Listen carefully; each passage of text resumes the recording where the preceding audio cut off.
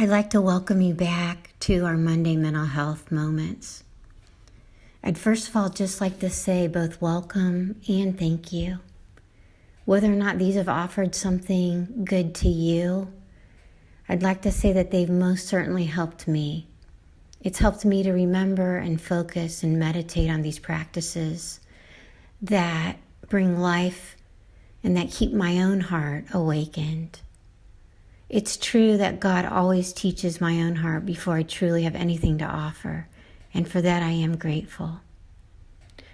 The thought for today is just this: beauty matters. It matters to our mental and emotional and physical health.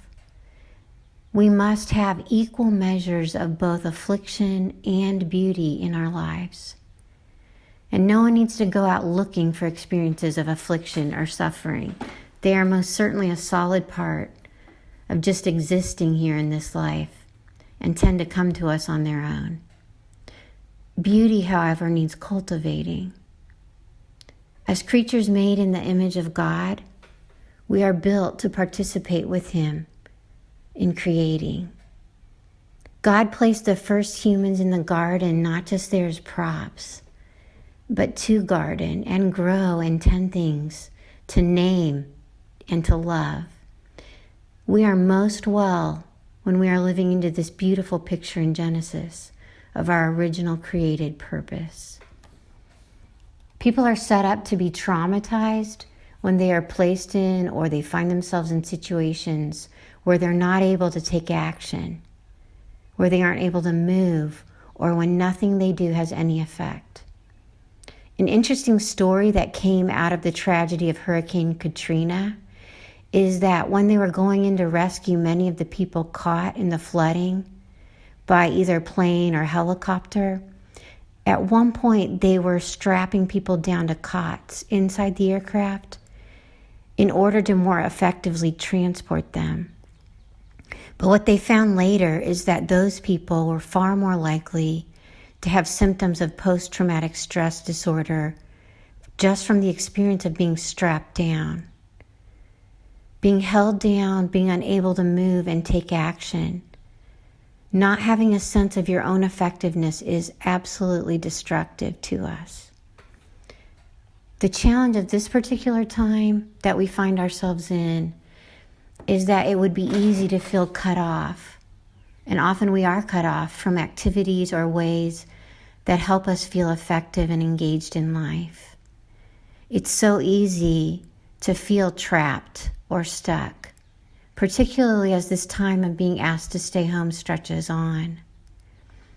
So being intentional about ways to engage our need to create, to build and grow something, whether that is something tangible like actually planting seeds, or it could be something more intangible like praying and meditating. Those things become even more necessary and important the more confined we feel. So find ways to create beauty, to celebrate goodness, to fight the pull to lay down and give up, or to believe that nothing you do matters. This is never true, though I clearly understand how it can feel that way. N.T. Wright, in his book Surprised by Hope, says all of this beautifully. He says, what you do in the present, whether by painting, preaching, singing, sewing, praying, teaching, writing poems, caring for the needy, loving your neighbor as yourself, will last into God's future.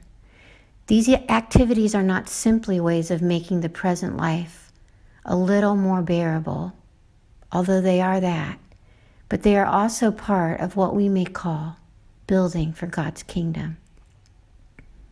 Every act of beauty, no matter how small, matters.